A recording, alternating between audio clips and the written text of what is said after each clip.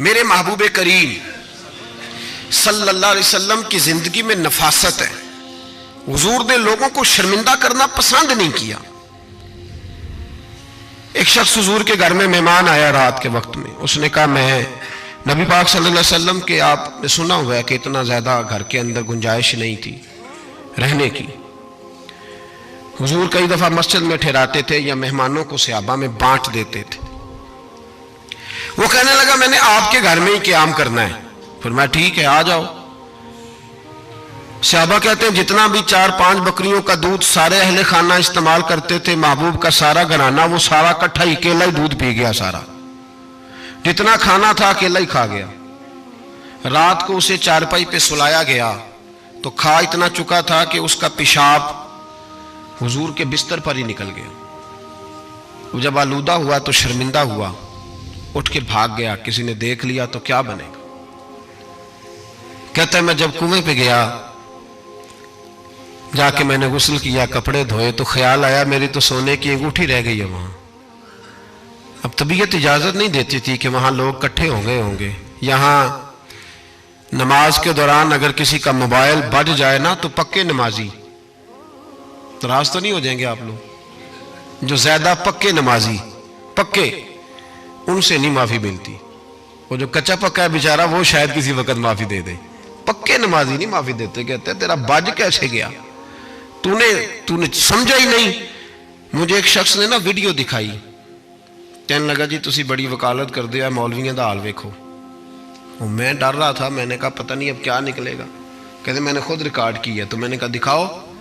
Video میں یہ تھا کہ نماز امام صاحب نے مکمل کی ہے تو دعا کے ہاتھ پھیرے ہی ہیں انہوں نے، تو وہ موبائل لے کے جا رہے ہیں بار بار ٹوٹیوں کے پاس جا کے فون سننا شروع کر دیا. کہنے لگا جی یہ مولویوں کا حال ہے، نماز مکمل نہیں ہوئی فون کان کے ساتھ، تو دوسرے کیسے باز آئیں گے. میں نے کہا یہ تو بہت جرم کیا اس نے، تو اس کا پھر کیا اشر کیا آپ لوگوں نے. کہتے نہیں آپ کو دکھانے لو. میں نے کہا پاگل آدمی، اس کے گھر سے بھی فون آ سکتا ہے. کہنے لگا نہیں گھر تو مسجد میں ہی ہے، وہاں سے کیسے فون آئے گا. تو میں نے کہا اصل میں تجھے پتہ نہیں، ہو سکتا ہے اس کی بہن نے فون کیا ہو کہ خامن نے 2 تھپڑ مار کے باہر نکال دی ہے. تو وہ ایسا وقت ہوتا ہے جب کھڑا نہیں ہوا جاتا، بات سننی پڑتی. یار معافی نہیں دیتے، ایک ایک جملے پر ایک ایک حرف پر لوگ اعتراض کریں گے، ایک ایک حرف پر کوئی گنجائش ہی نہیں. حضرت سیدنا انس بن مالک رضی اللہ تعالیٰ عنہ فرماتے ایک صحابی اپنے غلام کو مار رہے تھے تو نبی پاک پہنچ گئے. حضور نے فرمایا اسے معاف کر. اس نے کہا کتنی بار؟ ایک جملہ نبی پاک نے کہا تو حضرت انس کہتے ہیں میرے وجود کے رونگٹے کھڑے ہو گئے. اسے معافی دے دے. حضور کتنی بار؟ تو میرے نبی پاک نے فرمایا جتنی بار اللہ تجھے معافی دیتا ہے دے نا اتنی بار. وہ اگر تجھے بات بات پہ پکڑے تو تیرا کیا اثر کرے، سوچنا. اور رب زیادہ قادر ہے تجھ پر. ہم شرمندہ کرتے ہیں لوگوں چھوٹی چھوٹی باتوں پر، چھوٹی چھوٹی باتوں پر ہم احساس نہیں کرتے. احساس کی دولت حسن ہے زندگی میں. اور میرے رسول کا کمال یہ ہے کہ دنیا میں آج جتنا بھی احساس ہے یہ سارا میرے نبی کا دیا ہوا ہے. احساس جتنا بھی اس وقت ہے یہ سارا میرے رسول کا عطا کرتا ہے. اب میرے اعلیٰ حضرت فرماتے ہیں لوگ دنیا میں گزرتے ہیں نا، لوگ گزرتے ہیں تو وہ جدھر جدھر سے گزرتے ہیں نا وہ بستیاں اجاڑتے جاتے. بادشاہ عرب کے بستیاں اجاڑتے تھے. اعلیٰ حضرت فرماتے ان کی مہک نے دل کے غنچے کھلا دیے. وہ جو جس راہ چل دیے ہیں کوچے بسا دیے ہیں، بس جب آ گئی ہیں جوش رحمت پہ ان کی نظریں جلتے بجھا دیے ہیں، روتے ہنسا دیے. یہ کمال تھا میرے رسول پاک صلی اللہ علیہ. وہ شخص کہتا ہے میں انگوٹھی سونے کی رہ گئی تو دل میں خیال یہ تھا کہ واپس جاؤں گا تو وہاں تو حالات ہی بڑے گڑبڑ ہوں گے، لوگ اکٹھے ہوں گے، شرمندگی ہوگی، میں پیشاب کر رہا ہوں بستر پہ، حال بڑا سخت ہوگا، اتنے لوگوں کا سامنا کیسے کروں گا. لیکن مجبوری تھی، انگوٹھی سونے کی تھی، بڑی قیمتی تھی. کہتے ہیں اس انگوٹھی کی مجبوری نے مجھے شرمندگی کا سامنا کرنے پہ مجبور کیا. اور جب میں آ کے حضور کے کمرے کے باہر کھڑا ہوا تو وہاں تو کوئی بھی نہیں تھا. اللہ کے رسول نے بالٹی میں پانی رکھا ہوا تھا اور میرے پیشاب پر پانی بہا رہے تھے.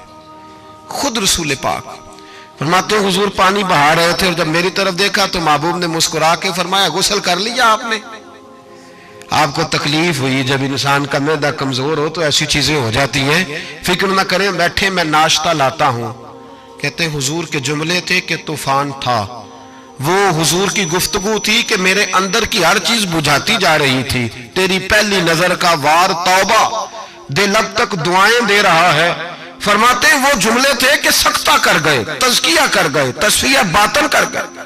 محبوب یہ کہہ کہ گزرنے لگے تو میں نے بازو تھام لیا، میں نے کہا محبوبہ میں زیادہ پڑھا لکھا تو نہیں، سیانا تو نہیں، زیادہ کھانے والا موٹا تازہ آدمی ہوں، حضور میں کوئی انالیسز نہیں کر سکتا، تجزیہ نگار نہیں، باریک نہیں، پر میرا موٹا دماغ بھی مان گیا ہے کہ آپ واقعی اللہ کے سچے رسول ہیں۔ میرا موٹا دماغ بھی مان گیا ہے کہ آپ واقعی اللہ کے۔ وہ گھر گیا اور قبیلے کے ایک بندے کے پاس گیا۔ حضرت انس بن مالک کہتے ہیں جب واپس آیا تو 500 آدمی ساتھ تھا۔ کہنے لگا سونیا میں اکیلا نہیں آیا، ساری برادری سارا قبیلہ لایا ہوں اور سب کو میں نے بتایا ہے کہ دنیا میں جسے میں دیکھ کے آیا ہوں ایسا تم نے کبھی نہیں دیکھا ہوگا، جس کی میں زیارت کر کے آیا ہوں ایسا نہیں تم نے دیکھا ہوگا۔ تو محبوبہ ہم سارے آئے ہیں، پڑھائے کلمہ، ہم بھی آپ کے غلام بننا چاہتے ہیں۔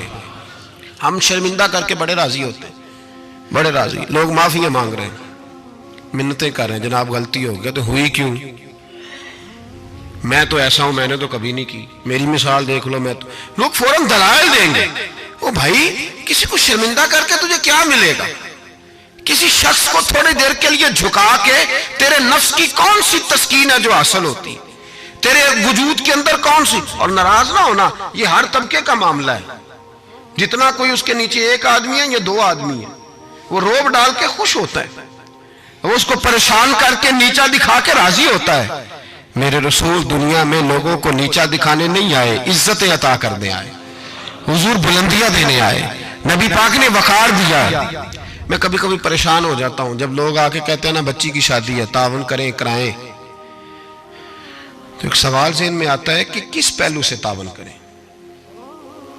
بچی کی شادی پہ کھانا پکانا فرض ہے؟ بولیں تو صحیح، سنا کبھی جہیز دینا؟ کس چیز کا تعاون کریں بتائیں؟ کرنا چاہیے۔ میں اپنی بساط بھر دوستوں کی توجہ دلاتا ہوں کہ یار یہ ضروری ہے، اس کے ساتھ تعاون کریں، لیکن سوال میرا یہ ہے کہ اس میں فرض کون سی شے ہے؟ وری دینا فرض ہے، زیور ڈالنا کس بات کی؟ تعاون کس بات کا کرائیں؟ اگر کوئی ہم سے اس کا شرعی تقاضا پوچھے تو کیا جواب دیں اس کو؟ میرے پاس کوئی استفتاء لے کے آتا ہے تو میں کیا جواب دوں گا؟ اس میں کون سی شے ضروری ہے؟ پھر اگر آپ ناراض نہ ہوں تو فکرہ کہہ جاؤں، دل کرتا ہے بچی والوں سے تعاون نہ کرے، بیٹے والے جو غریب مسکین جہیز کے پیچھے بھاگا